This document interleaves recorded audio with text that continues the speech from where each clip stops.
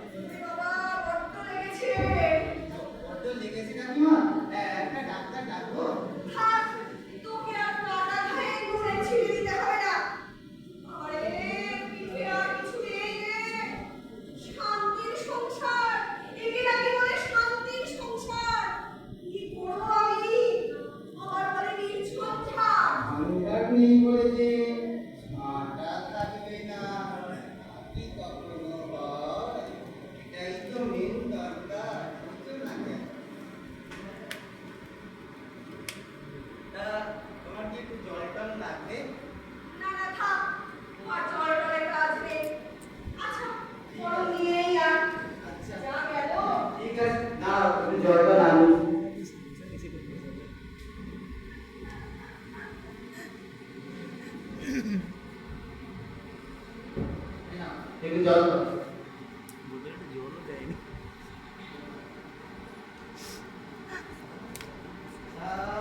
বলছিলাম কি, এত যখন ভাড়া বাড়ি থেকে একটা সমস্যা হচ্ছে, ঘরটা আমাদের লাইব্রেরি দাও না, তাহলে তাহলে সবাই একটু পড়া ছেলেমেয়েরা শিখতে পারে, আর আর অনেক ভালো হয়।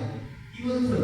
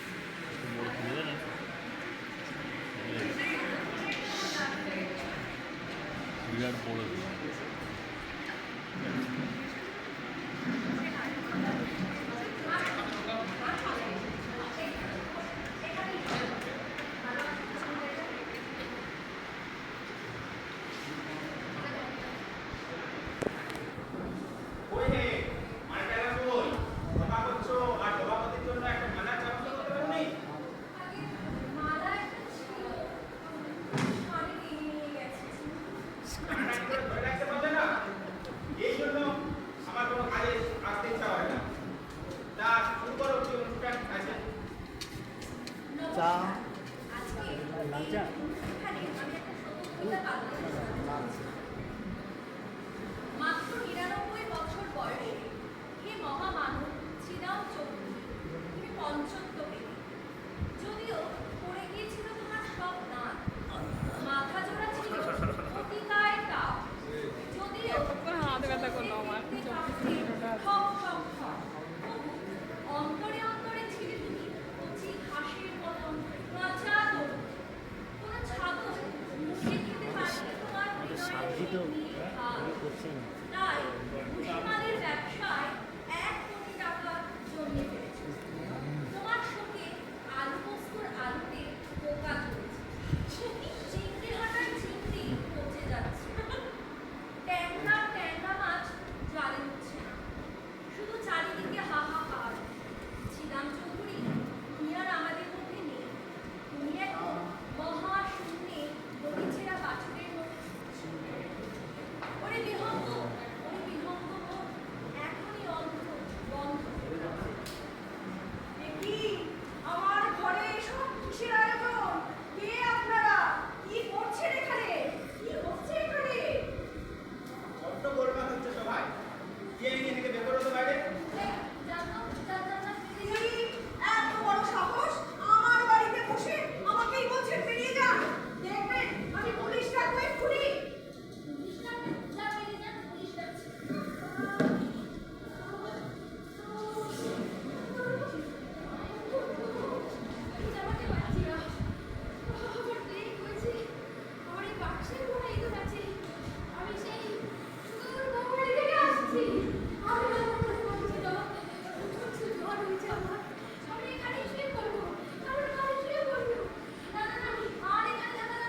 এই বয়সের মেয়েকে মরতে চাই না বাবা, পালা সবাই পালা বাবারে বাবা।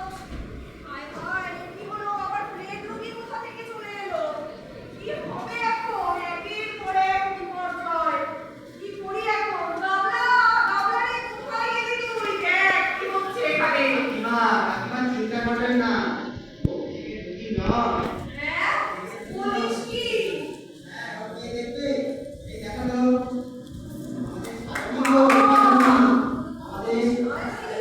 তাহলে ওই বাক্সে কি আছে?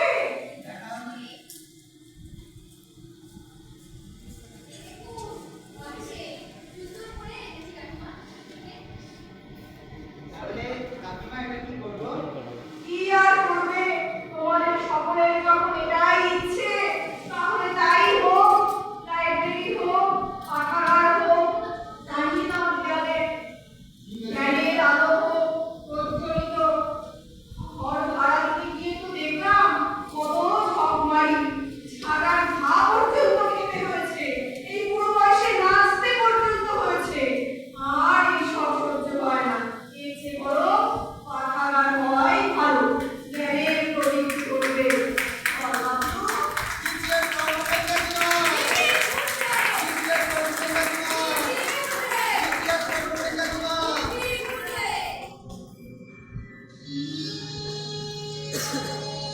আহা কি আনন্দ আকাশে বাতাসে, আহা কি আনন্দ আকাশে বাতাসে,